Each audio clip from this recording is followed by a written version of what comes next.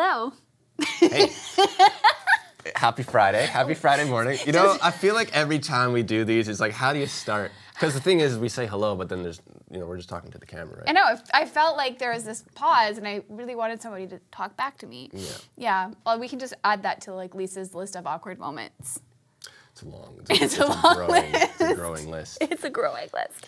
So I hope you guys are all doing good. We've got a cool lesson on chord inversions. We did one not too long ago, actually. But these chord inversions, I apologize. These chord inversions are, you know, as important as they come for piano. They are. So I did one, but now you're going to do a chord inversion lesson, right? This is what's happening. Yeah. So I wanted to kind of maybe like build this from the ground up a little bit. Okay. Like we'll do a quick review on what is a chord. Right. Then we'll look at how to invert the chords. And then we'll play some inversions in the like traditional sense.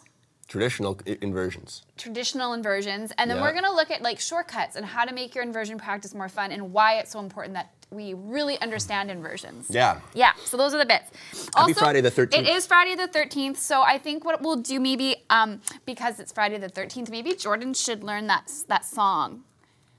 The Friday the 13th song. Like the Michael Myers Yeah. Friday the 13th song? Yeah, we should play that later. Yeah, I could learn that. Because that would be super, you don't want to learn awesome. That show scares me. So you don't want to learn it? I don't want to learn it. I don't. Yeah. Nope. Okay, so inversions. Okay. Here we go. So if you have questions at any point, please don't hesitate to ask them. And also, if you are not understanding something, speak up. Then we can back up and re-explain it. Truth. Okay, so step one, building a chord. We're gonna play with, I think we're gonna start with major chords, but essentially a chord is just built of 3 notes. And we place them a third apart. Yeah. Right? So this is a C major chord. You basically, kind of like my thinking is if you put your 5 fingers on the piano and each finger gets a key, you just use your 1, your 3, and your 5. Right. And I've encountered, for even adults in teaching, that this third note can be really tricky to develop the muscle memory to play.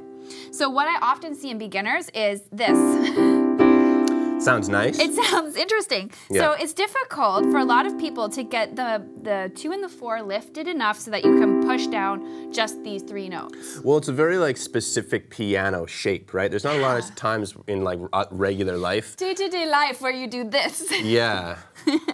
Yeah, there really isn't. Maybe bowling, if you have like a weirdly shaped bowling ball. Yeah, maybe. But how many of us, I mean, I don't bowl I don't either. on a daily basis. My Oma bowls 2 times a week. Oh, nice. And she's like well into her 80s. She's probably pretty good at it.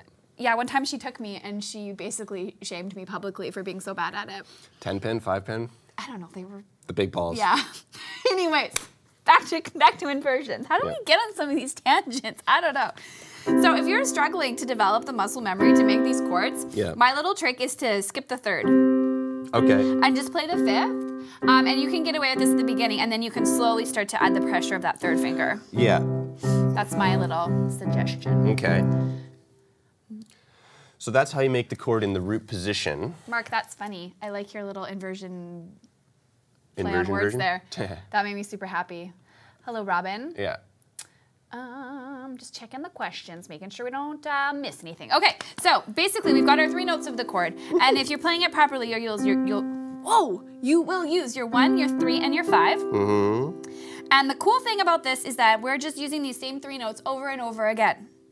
We don't change that. Yeah. So I want to invert it, which means I'm going to flip it around on itself. I'm going to place my bottom note on the top. So in this position where it looks like a snowman, we call a root position because the bottom note is the root note. So if we want to flip that, we're going to put our thumb kind of where our 3 is. We swap spots.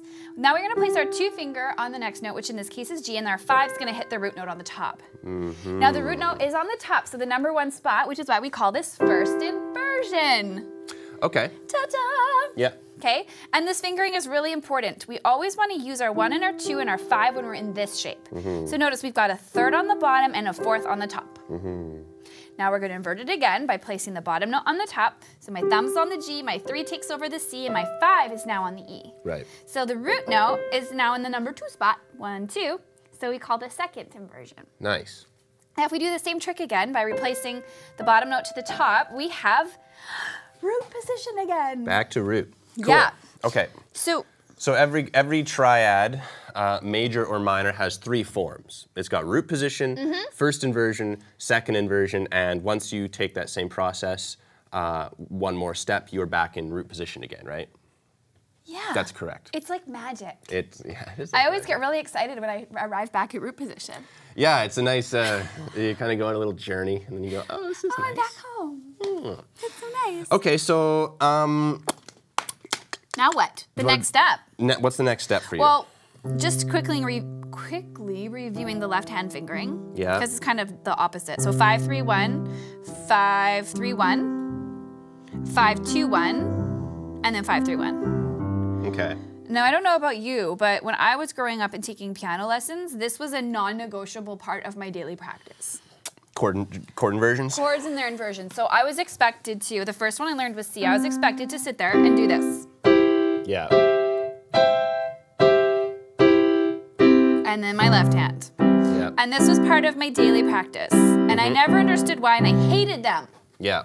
But then when I started to chord and play on my own, and I started to use the shortcuts, and I realized, oh my gosh, shortcuts are just inversions. I'm so thankful that I did this. Yeah. It all kind of was like, there's a reason. So shortcuts. Shortcuts. What do we mean by shortcuts here? What do we mean by shortcuts? Okay, so when we are playing our chord inversions, you'll notice that we've got 3 different ways essentially to play the same chord, right? And they all use different shapes.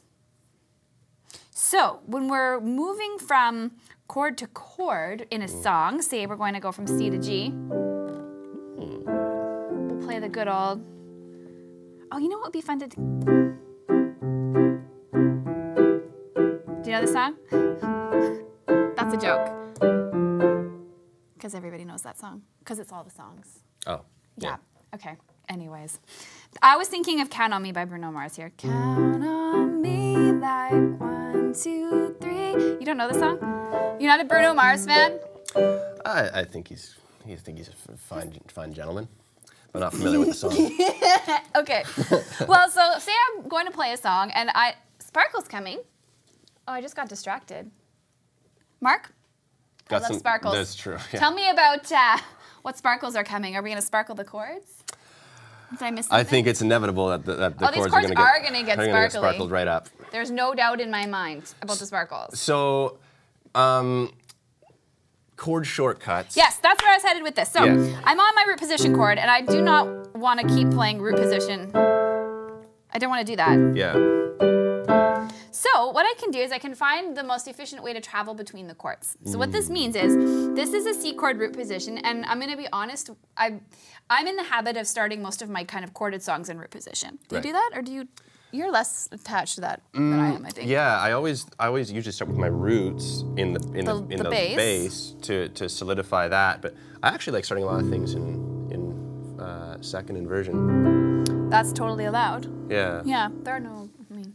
So if I started in root, you can think about how you tend to start. And my next chord is going to be E minor, for example. I'm going to be thinking about the 3 notes that are in the E chord, which are E, G, and B. Now, the 3 notes in my C chord are C, E, and G. That's true. So, I don't really have to travel far to make the E minor chord because I already am playing 2 of the notes that I need. All I need is a B, so I can go, well, where's the nearest B? Boom! Now I'm in a second inversion E chord. Yeah. Look, I know that because I'm playing the 3 notes of the E chord and my root note, which is E, the root note's the name of the chord. Yeah. Is in the 1, 2 second spot. Okay. So this is why inversions are so important. And a lot of people go, well, how will I know what these shortcuts are? How am I going to know what to do and how to do it and when? Right? That's the question that we kind of encounter. And I was talking to, was it you, Susan, I was talking to about this? About the kind of a document you'd made up where you'd written all the chords and kind of found how the inversions move. Right. Right? Yeah. I tend to like pick a few, like a pattern. For example, here I'm going to do C to this inversion for my next chord. Maybe I'm going to play G next, and I know that G is G, B, D, and I'm going to put my 2 on the D, and I'm going to get just used to that. Cool. Did I say something wrong? You're smiling at me. No, I like the sound of it. It does. It sounds pretty, right? So I'm I'm just gonna get used to playing that. I'm gonna do it over and over, and I'm gonna say the chord names as I go. C, E minor, G. Keeping in mind that the bottom note is not what I'm always playing with my left. I have to play the root notes. Well, I don't have to, but I'm going to. So C is the chord. The next one is E, so that sounds pretty, but I'm gonna put the root note on the bottom. So my left is gonna play the E, and then I'm gonna play the G like this. So the more I do that, the more second nature it becomes, and then eventually I'm not thinking at all about the shortcuts. They're just happening. Yeah. It's like a miracle. Piano player, in bowling you play with the thumb, the index finger, and the middle finger. Okay, those are different fingers. Yeah, okay. I need to add this to my practice routine. Yes, you do. Okay, so I'm gonna show you guys a couple little like sort of drills on these inversions, I think. Sweet. So that you can practice them at home. So I'm gonna demonstrate these ones. Should I stick with C or do something trickier? Well, if you're doing, let's stick with C for now, then maybe show what it could look like in a bit more of a complicated key later. So I'm gonna show you the movement from a root position to a 4 chord, and then root position to a 5 chord, and then root position to the minor. Okay. And I think this is one of the most useful drills that you can do to help you get used to these inversion shortcuts. Yeah. So what I mean by the 1, 4, 5 and minor 6, we've talked about this lots before. Yeah. Right? Is those are the numbers. Yeah. Of the chords. So in C position, C is the 1, F is the 4, 1, 2, 3, 4, G is the 5, 1, 2, 3, 4, 5, and A minor is the minor 6. Yes. That makes sense? Yeah. Okay, so if I want to move from my root position to my 5 chord, it's always the same movement. You're always going to do that. It's always going to land you on 5. So I've got C, E, G. My 5 chord is G, and I need the notes G, B, and D. I've already got G here, D is here, and B is here. So if you practice this, 1, 5, 1, 5. You can go 1, you can accompany yourself. And what this is gonna do is it's gonna create muscle memory on that movement, and it's gonna make it really easy to do. Yeah. So let's translate that to a different key, just so you can see how it's movable. If I was to play this in the key of F, there's my 1. I want to move to a C chord because that's my 5th. All I have to do is make that same shift where I bump my 2 down a step and my 1 down a step. Now I'm playing 1, 5. Yeah. It's magic. That's cool. I know. Okay, so now let's go from root to 4. It's kind of like the opposite direction. So in order to get to a shortcut using inversions, I'm going to go from my root position and I'm going to bounce up to F. So F is in the 2 spot. This is the second inversion F chord. So it's this movement always. If I wanted to do this in the key of G, G could be my root. Pardon me. My 4 is going to be C. Whoa, I'm there. It's just that movement again. So it's always, you're moving the 2 top ones to get from your 1 to your 4. Yeah, exactly. And then the 2 bottom ones to get 1, 5, 1, 4. Right. And then the minor is really, really cool. So there's a couple ways to do this, but let's show you from root. The relative minor is A. That's the minor 6. To get to A minor, I can do this. Right. I find that the fingering movement there, because you technically should use your 2 finger, it's a swap. That can be tricky. So what I like to do in progression is I kind of like to go from the 1 to the 5. Because then I've already got... Oh, you're in that claw shape. Yeah, I'm there in the claw, and then I can do this. Yeah. Now I'm on the minor. Right. You're on E minor there. Yes, which is not the right minor. Then you go up 1 thing. Everybody bumps up. Yeah. I was still singing Count on Me in my head, which is why I needed that chord. Okay, thank you, Jordan. You're welcome. So if I go from 1 to 5, then to get to the minor 6, all I got to do is lift. Yeah. Shift everybody over. Yeah. Another way to think about this shift up here is to think about how close you are to that 4 chord, that F chord, because you're only 1. So if you want to go 1, 4, and there's a minor 6. Yeah, it's you can just literally 1 note change. Yeah, right next door neighbor there. So you can kind of see how you don't really have to pick your hand up and move it anywhere. They're all just there. They all kind of live under your hand. Yeah. Oh, we've got some questions. Mark, is doing chord inversions toward a bass direction downward followed by going upward to the treble make things sound more musical? I think maybe it's sort of in reference to what we were talking. You kind of like just... Oh Oh like yeah, this kind traveling of thing. down. Yeah. I think so, totally. Like, here's my philosophy to how like bass moves and sounds really sort of sophisticated and cool. You can have chord progressions. I'm going to go up here. You can have chord progressions that move with the bass reflected, or the root note reflected in the left hand, like a scenario like this where you're going from C to G. 1 to 5. And it sounds super definitive and really big, but it's like whenever you can do something with as little motion as possible, a lot of times that's going to sound really kind of subtle and sophisticated. So like, rather than going from your root to root, if you go root note, you know, you got plenty of like, okay, that's definitely C, and then you have this here, just a semitone down, but not only that, we're also playing with the third.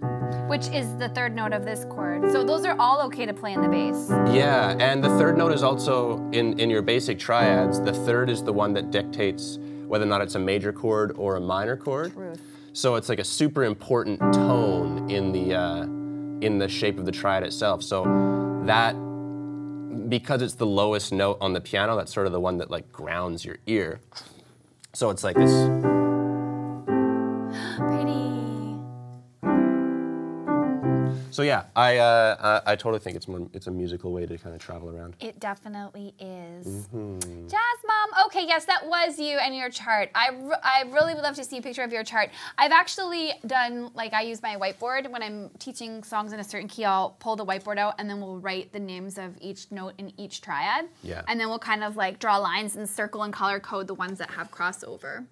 So that's pretty cool. So, let's check these ones maybe. Oh, there we go. Play an F 13th chord for Friday the 13th. That's funny. Oh, that's not a bad idea. Can you do that for us? Let's learn that. Well, an F 13th chord. Would you like to just come Mind sit if I here with me? scooch on over? Yeah, you just do that. So, do you know how to make ninth chords? You add the ninth. You add the ninth, so you just walk up the scale. 1, 2, 3, 4, 5, 6, 7, 8, 9, 10, 11, 12, 13. 13. So the 13's like it's a 6 up high. It's pretty, that's a spooky chord, eh? I guess we can make it a... It's not very spooky. No, it's a little spookier. We will learn the Friday the 13th song for the spookiness. How to improve sharp keys, chords, playing. That's a muscle memory thing, wouldn't you agree? What was the question? How to improve sharp keys, chords. So like when you're playing chords that have sharps, I'm assuming? Oh, yeah. It's just about getting the feeling, and I know it can be really daunting, especially when you're going into a key where you're like, oh my gosh, there's 5 sharps, how do I do this? It's about learning the shapes and understanding that the rules in the shapes and the movements still applies. There's still the same distances, half steps and whole steps. Yeah. And then doing the practice. So for me, you know, C is a key that has no sharps. So you start there, get used to the shapes. Then the next one that only has 1 sharp is G. Right. So play with that and then just get used to the feeling, because when you play a D chord, you got a sharp involved now. So when you practice your inversions, we've gone from feeling like this to this. And I really want to bring your attention to how my hand position on the piano, on the actual keys themselves, has to change to make that happen. If I don't move my hand up a little bit, it's really difficult to get that F sharp, and it's going to feel more challenging than it needs to. Right. So with the C chord, you can kind of play on the sort of ends of the keys. Yeah. With the D chord, you need to shift up. Exactly. Yeah. Another thing that I like to do, especially if you are starting to work with like more complicated keys that have like a ton of black keys. All the black keys? Yeah, like take a look at F sharp. So that basically has like every black key on the piano. Yep. So you can almost, if you switch your brain around, you can almost consider it to be like as simple as, it's actually a pretty simple key, because just consider your black keys as your like home base keys on the piano, and your only 2 weird ones are actually these 2 white ones, B and F. That sounds like Friday the 13th.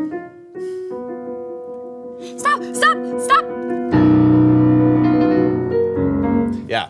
So that's a way that I think of more complicated keys. Is that's cool. You know, swapping your mind around like that. Like this way.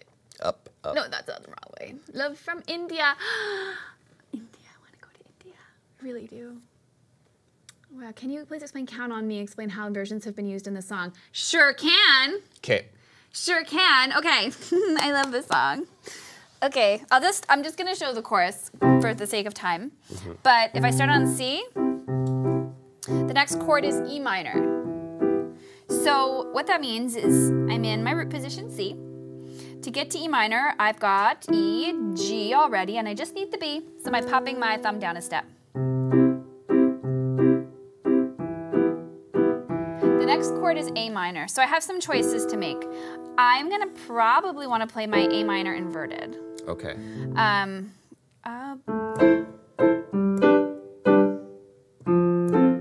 Because then I can claw. Right. So Jordan has this like really cool claw.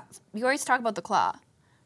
Yeah. Right? So when we're playing a root position, the claw looks like this. But in Count on Me, it travels from an A minor to a G to an F. But it works to do that in an inverted shape. And this will give you kind of like more opportunity to practice that feeling. Yeah. If you do your A minor in its inverted form. That is true. And there's no sharps in this key anyways to kind of complicate things. It's literally just pick up and move down. Right. So that's how I would do that. Yeah. Count on me like 1, 2, 3, I'll be there. And I know when I need it, I can, and then just repeats. Right. Cool. It's such a cute song. That's a Bruno Mars song? Yeah. It's from a movie. Okay. It's like a movie Bruno Mars song. Right. Don't you get an extra inversion when you use 4-note chords? Oh, yeah. What? No. Well, yes. If you do a 7th. Yeah. Wow. Lisa likes her octave I'm just versions of rolling these in 4-note blonde chords. moments. Oh, I shouldn't say that on. No, you're not wrong. Okay, so yes, you're totally right. If you do 7th chords, But not 4-note chords. well, any 4-note chords, But not the kind that I was doing. Well, I suppose you kind of. But when I was taking conservatory, they always called these 4-note chords. Right. So that's why I went there. So if you do think of like some more 4-note chords with like a different note, not just one of the notes twice, then you do have 4 separate inversions. Yeah. So here's like a C7 chord. So you have root position. Again, there's your root structure of the chord. Can we call them 4 different note chords? Okay, 4 different note chords. Just to make it easier on Lisa. Yeah. So we have root position, and then it's the same process. We're still always taking the bottom note and moving it up to the top, but because we have 4, obviously it's.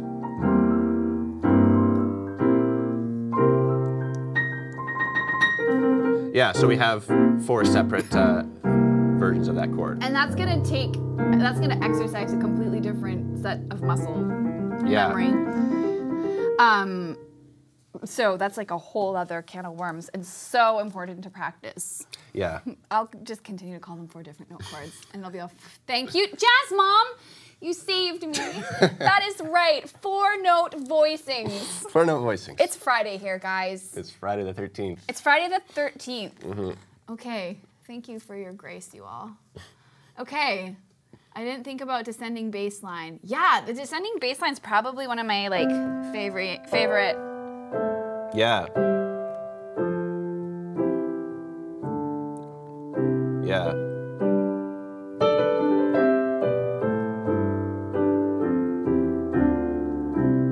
Right? You can do so many pretty things with a descending bass line. Yeah. Like that's a whole other lesson. Yeah. We're gonna dive into that when we do Whiter Shade of Pale a bit, because Whiter Shade of Pale does like a really cool descending progression. Yeah. And then we can talk. We can dive into that concept more. Yeah. You're no sounds on the piano or on the or on your speakers. I'm sorry that you're missing it. If you're a Pianote member, you'll have access to this afterwards, so you can always go back and review. When you played that 1, 5, minor 6, 4 efficiently, which register do you recommend when accompanying? Like vocal? What is he meaning there? Well, I mean, I think as far as using the piano as an accompanying thing, I like to stick to the middle, guys. you stick to the middle. I guess it's sort of up to you. Sometimes it's nice to play up here in these kind of like, here we go. You ready? Yep. Sparkly notes up there. Yay! Because it's again, it's a totally different like sound palette. generally speaking, down here is like too muddy. Too muddy. You have to be really, really careful. Sometimes, like when you and I like do like a little piano cover or whatever, and I want to like, and especially if we're doing like a piano version of a song that is like a pretty big like club song or something. When we go down here for like the chorus or something, right? It really holds the. Yeah, it's kind of giving it all you got for what the piano has to I think offer. If you're accompanying a vocalist, it's like how can you best support and complement what they're doing? Like, if they're singing. Why are you smiling? I don't know. Why are you smiling? It's Friday. It's Friday. Yeah, if you're coming, well, I mean, I suppose it also depends on how the vocalist wants the chords, because sometimes it's not only about the register that you're playing in, but it's also how you're voicing them. Like, for instance. If you're playing chords in a way, like you can play, obviously, you can play this C chord in 3 different ways, right? You can play it like this, you can play it like this, you can play it like this. You have 3 different shapes of that chord, and they each have different melodic characteristics. So if you went, count on me, as opposed to count on me, as opposed to count on me. Yeah, they have different things. They kind of, they might work, or they might work for or against what the vocal melody is doing, right? And you know how you can be like the best accompanist ever? Ask the person you're accompanying. That's true. Did you like how that was voiced? Would you prefer it if I played this a little higher or maybe a little bit lower? Yeah. Ask them for feedback because they're the ones that you're accompanying. You're the complement to that. Yeah. That's my thinking. All right, smiley pants, what's going on? Luke, I appreciate, that's why. You're laughing at my 4-chord thing still, possibly. It's okay. You shouldn't have had to be specific on that. We're just gonna, it's just been a special day for me today. Yeah, there's been a few things. Yeah, anyways. Okay, so that's kind of inversions. So that's inversions. So we talked about inversions as far as just like their sequential order, and then we also talked about the shortcuts, which, to me, I practice inversions like this, and I also practice them broken, which we didn't cover in this lesson, but we have other lessons on broken. There you go. That's all stuff to help just kind of keep your technique tuned up, keep your muscle memory all good to go. But chord shortcuts, that's where you're really getting into this like very, very practical skill, because then you're learning how to voice your chords as efficiently as possible, Oh, okay. Will you really send us some Indian classical music scales?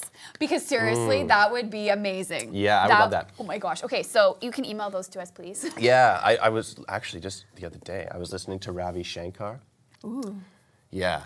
Ooh. And I have this album, it's like this kind of classical music album, but it's also like this weird, it's like this instructional album, like he comes on and talks about like his theory of it. Yeah, it's kind of cool. So we would love that. So you can email us, is it questions@pianote.com that will get to both of us?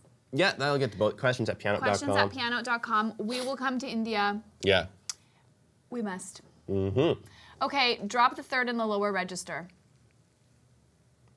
Drop the 3rd in the lower register. Right, so when you're down here, if you are playing down low, obviously, oh yeah, you can try. I see. You can get rid of it. You can kind of, yeah, because the makes it less busy. Yeah, it gets so dense if we're down here, especially. That's a super dense chord, right?